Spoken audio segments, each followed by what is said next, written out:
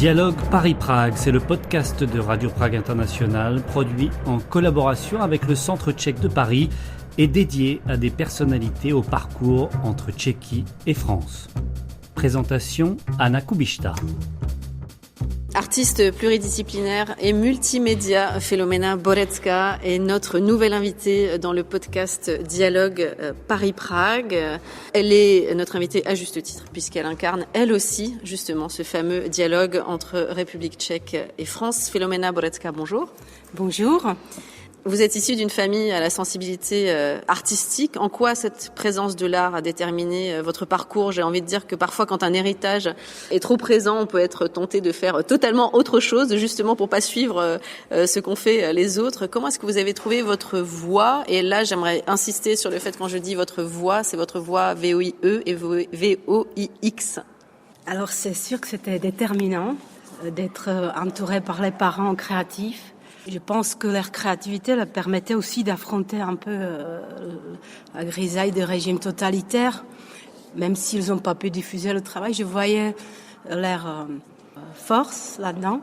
Et après, j'avais bien sûr ressenti un besoin de m'émanciper, de me à la fois libérer aussi de cette influence. Bien sûr, j'avais aussi des tendances de faire autre chose. Pendant toute ma scolarité, j'ai joué du théâtre, ça c'était une passion. Je me suis même présentée au conservatoire aux examens à 14 ans et c'était un défi, surtout pour une personne qui souffre de trac ou de timidité. Donc j'ai beaucoup apprécié cette expérience. Mais l'art plastique m'a toujours beaucoup occupée et passionnée. Et d'ailleurs, même quand je jouais du théâtre, j'ai fabriqué des petits décors qui jouaient un rôle important dans la pièce, parce qu'on a joué justement à l'école secondaire de sculpture et taille de pierre. C'était là où j'ai continué en dehors de Prague. Voilà, donc oui, et puis aussi j'étais très passionnée par la biologie, parce qu'on avait une maîtresse vraiment excellente, très inspirante, Madame Jeravová, qui nous expliquait l'intérieur de la structure de la tulipe, et après j'ai dessiné. Donc toujours c'était lié aussi à une façonnage, une appréciation plastique de l'objet. Avant d'évoquer votre départ pour la France, justement, c'était une question qui m'est venue à l'esprit. Est-ce que la francophonie et la francophilie, c'était quelque chose déjà présent au sein de votre famille, ou finalement c'est venu de vous en fait ? Tout à fait, c'était très présent par mon père, Vladimir Borecký, qui était philosophe et psychologue de la petite enfance pendant le régime communiste. Avant, il était aussi pompier. Et d'ailleurs, les pompiers lui ont donné le permis d'étudier. Donc, il a pu faire après sa thèse en parallèle du travail. C'était donc la classe ouvrière qui donnait l'aval de pouvoir faire des études. Et il disait toujours: hasič leží, plat mu běží, le pompier est allongé, le salaire lui va. Donc pendant le temps quand il n'y avait pas de feu, il pouvait travailler sur sa thèse. Mais bon, je voudrais revenir à votre question. C'est sûr que c'était déterminante. Aussi, ma grand-mère était francophone et j'ai passé des séances hebdomadaires avec elle puisqu'elle enseignait la musique à beaucoup d'enfants et adolescents, et moi aussi j'étais un apprenti de cette grand-mère francophone. Au départ, elle voulait m'enseigner le violon, mais c'était une supplice, comment dire, c'était difficile. Et à un moment donné, quand je lui ai dit je vais apprendre que sur le canapé, en étant allongée, elle a dit on arrête là. Et puis on est passé aux chansons, à la joie de la chanson, et là c'était des chansons françaises. Et à nouveau, j'avais un carnet où toutes les chansons étaient accompagnées par des dessins. Par exemple, savez-vous planter les choux ? Il y avait des grandes têtes de choux sous le pont d'Avignon. C'était toujours aussi lié à cette approche plastique quelque part. Ce besoin de représenter de manière, par un dessin, par une création. Vous avez quitté la République tchèque pour la France, pour vos études d'art. Dans quelles circonstances et peut-être quelle était un peu l'impulsion à changer de pays et de vie ? Alors, j'avais 20 ans et je ne me rendais pas compte que j'allais changer de pays, vraiment, pour toujours. J'étais admise aux Beaux-Arts de Paris. C'était une grande joie pour moi parce que Vous savez, j'étais déjà dans une formation d'art, parce que ici, c'est cette grande richesse. On peut faire déjà des études d'art de 14 à 18 ans avec le baccalauréat. Et puis, j'ai eu déjà une formation assez académique et des bases de dessin et de modelage à Rožice pod Krkonoší dans l'école de sculpture. Et quand j'étais admise d'abord à Prague, à Akademie výtvarných umění, je m'ennuyais parce que c'était la même chose. Il fallait passer par la représentation du modèle vivant. Et j'avais envie d'expérimenter, de se confronter. Et c'était un peu un rêve. Et c'est devenu réalité après avoir passé les examens d'admission en 1998. D'abord, j'ai voulu faire un échange d'études, mais à l'époque, c'était pas possible. Et donc, ce changement de pays était un peu un choc parce que partir de ce cocon de la richesse d'échange familial, de cette chaleur et de se retrouver dans une chambre d'étudiants, dans une école quand même qui était très individualiste, c'était une grande différence parce que à Prague quand même les étudiants ils étaient assez liés, on allait boire des pivots à la brasserie, il y avait des échanges. Et à Paris, peut-être c'était dû aussi à la langue, c'était plus difficile de faire des liens.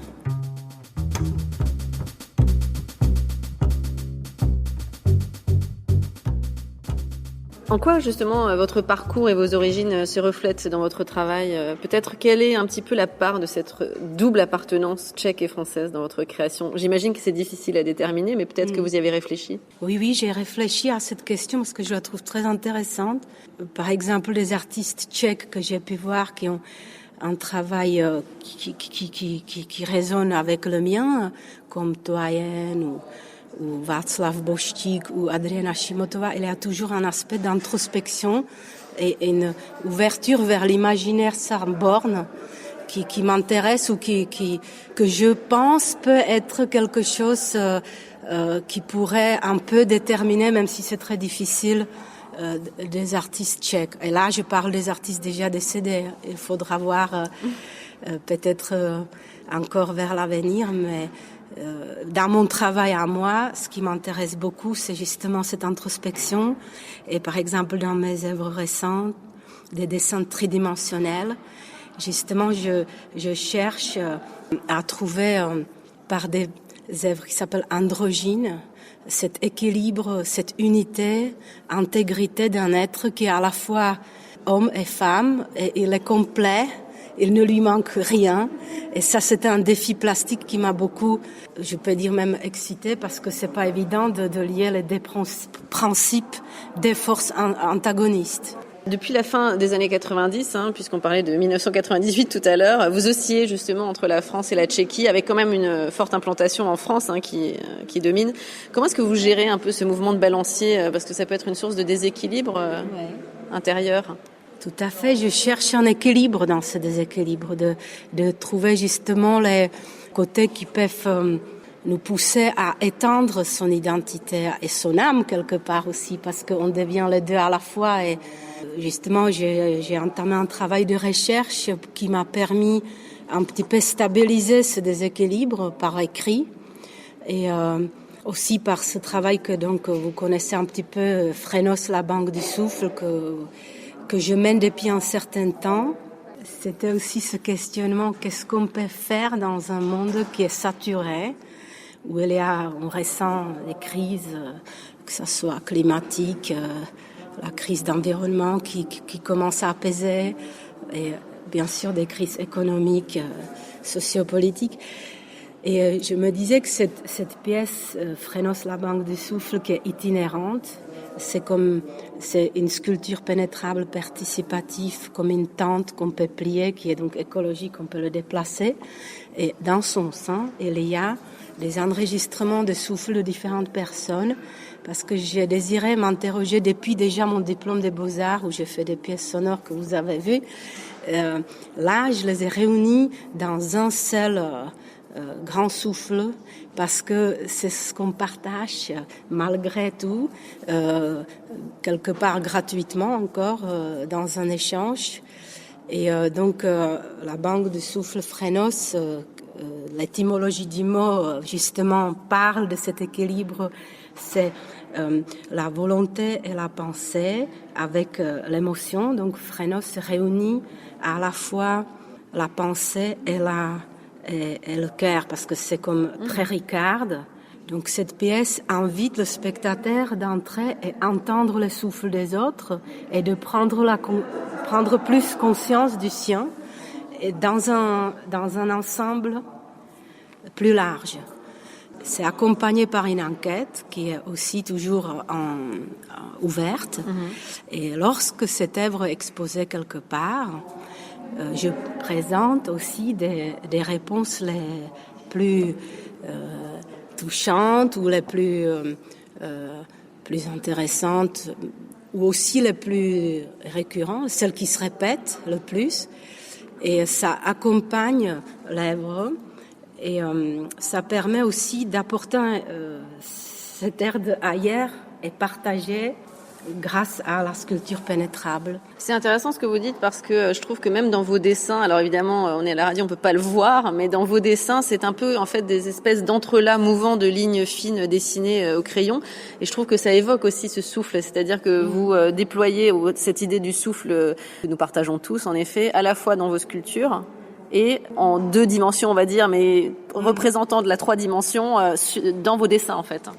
Alors ce qui m'intéresse dans les dessins, c'est justement de lier aussi les différents lieux. Par exemple, dans How Often You Feel Your Breath, que j'ai réalisé in situ à New York, c'était aussi importé de Paris, cette aire de Paris. Là, on peut penser à Duchamp qui importait la petite ampoule, mais là, moi, j'ai apporté une partie de mon dessin réalisé à Paris, que j'ai continué à New York, et après, je l'ai réexposé à nouveau à Paris avec la partie réalisée à New York. Et ce qui m'intéresse, c'est ces liens, les interlacs que ça peut créer. Et le dessin comme activité ou comme action, le fait de dessiner, ça me permet de relier le mental avec mon corps et révéler de façon instinctive la part d'inconscient qui s'introduit dans la conscience du geste.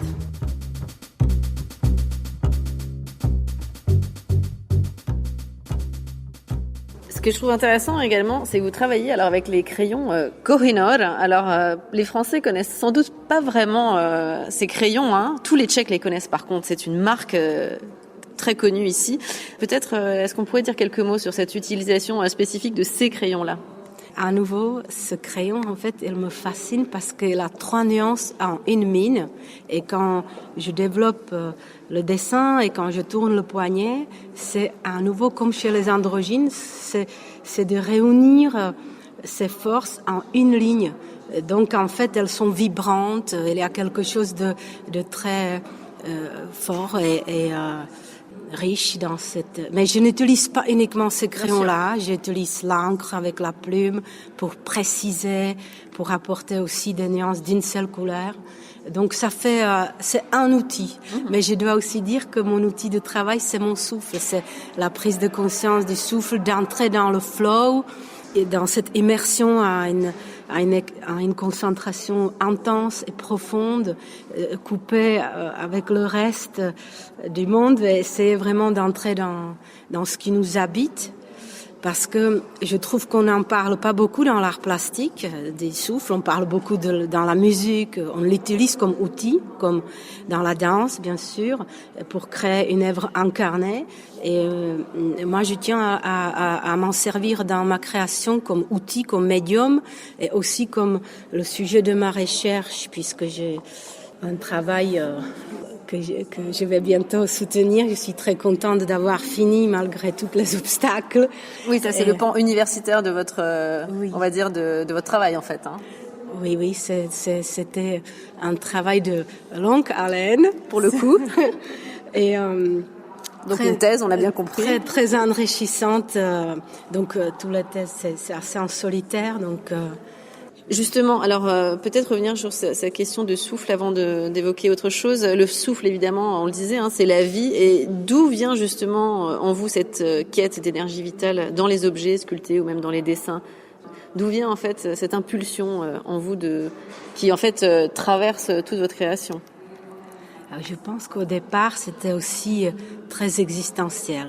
C'était, je pense, ce choc de se retrouver seule à Paris, parce que c'était un environnement nouveau pour moi.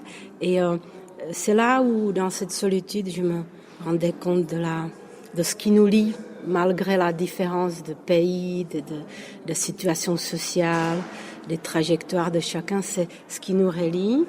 Et donc, j'ai commencé à développer ce travail sonore avec des sculptures qui étaient en terre cuite et qui se retrouvaient à la fin dans une cave de l'école des Beaux-Arts, comme dans les entrailles d'école. Et chaque pièce respirait à son rythme, parce que j'ai enregistré des volontaires plutôt dans la nuit, parce que c'est le souffle plus naturel et on peut plus facilement faire une captation. Et donc, c'était comme un chœur de différentes individualités qui résonnent dans la même pièce de cette cave. Et puis après, j'ai aussi accompagné ce travail par une performance, parce que là, la performance, c'était vraiment nécessaire. C'était pas un truc ajouté. C'est que, comme je les ai créés, je caresse une sculpture après l'autre, et au moment de cette transmission, elles commencent à prendre leur souffle, leur respire. Et par exemple, à Madrid, lors d'une exposition personnelle, c'était très intéressant à Círculo de Bellas Artes, puisqu'au moment, il y avait un silence total dans cette vernissage, et on pouvait vraiment entendre le petit être qui prend son souffle. Voilà, donc je pense que ce désir de m'interroger vient aussi un peu de cette de cela.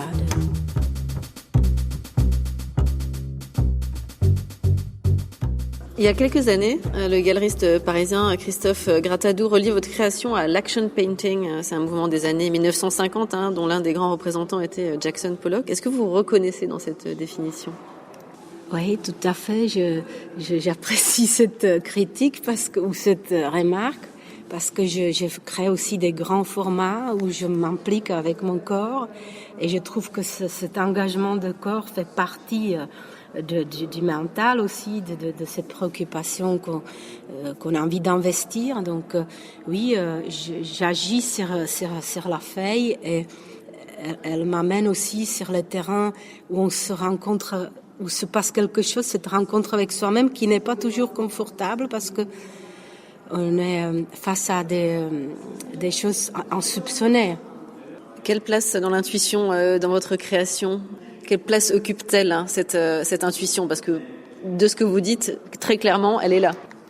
Oui, elle est là, et en même temps, j'ai envie aussi de stabiliser des idées et sans l'étendre, parce que le problème aussi, quand on conceptualise, on peut perdre cette force, cet élan créatif. Et donc c'est un enjeu, c'est vraiment important de trouver cet équilibre entre les deux, entre la liberté et puis aussi j'ai bien sûr une autocensure, et quand il y a des dessins ou des pièces qui je jette, je peux pas garder, parce que il peut y avoir un moment de création où on sent que c'est vraiment là et que ça mûrit pour arriver, et comme on dit, le moment kairos, c'est là où ça mûrit, et ça peut être fort, mais aussi il y a des moments un peu plats où voilà. Notre entretien arrive petit à petit à son terme, mais j'aimerais quand même revenir sur cette question à la fois de la double appartenance et du balancier entre la République tchèque, la France, la culture tchèque, la culture française. Peut-être du plus loin que vous vous souvenez, quelle place ou dans quelle mesure justement cette double culture, d'une certaine façon, que vous incarnez, dans quelle mesure détermine-t-elle votre vie, votre quotidien, votre histoire ? Bien sûr, on est ni l'un ni l'autre, on est les deux à la fois, et c'est enrichissant, mais en même temps, parfois, ça peut être aussi un problème, parce que Mais quand vous m'avez posé la question, le plus loin que je me souviens de cette appartenance, peut-être une expérience formatrice de cette double appartenance, ou ça peut venir de l'enfance à nouveau, parce qu'à l'âge de 5-6 ans, mon père, il m'a montré des cartes de Mademoiselle Lenormand, donc des cartes françaises, des tarots. Et ces cartes, elles ont une particularité parce qu'il y a plusieurs images sur ces cartes. Il y a une grande image au milieu qui représente des personnages, des mythes, et après des sous-images, des symboles. Et mon père, il me disait, interprète-toi toi-même. Ça veut dire, en tant que psychologue de la petite enfance, il voulait dire de s'interroger sur ce qui est arrivé, ce qui se passe, ce qui peut arriver. Et c'est une méthode qu'il a appliquée après aussi, qui vient d'ailleurs de la fameuse phrase « Connais-toi toi-même ». Et c'est au consultant lui-même de se situer dans un des personnages et de quelque part arriver à se situer par rapport à ce qui lui arrive. Et le tarot nous extrait du temps présent et enrichit nos points de vue sur le passé en amplifiant et en clarifiant nos perspectives vers l'avenir. Je trouve que là, il peut y avoir quelque chose de fondamental dans cette expérience très intrigante et toujours plein de nouveaux ouvertures, en fait. C'est jamais fini parce qu'il se passe des nouvelles choses, mais ça nous permet aussi de s'enraciner dans le présent, de comprendre certaines choses. Filomena Borecka, merci beaucoup. Merci à vous. Dialogue Paris-Prague est un podcast de Radio Prague International produit en collaboration avec le Centre tchèque de Paris à l'occasion des présidences européennes assurées successivement par la France et la Tchéquie en cette année 2022.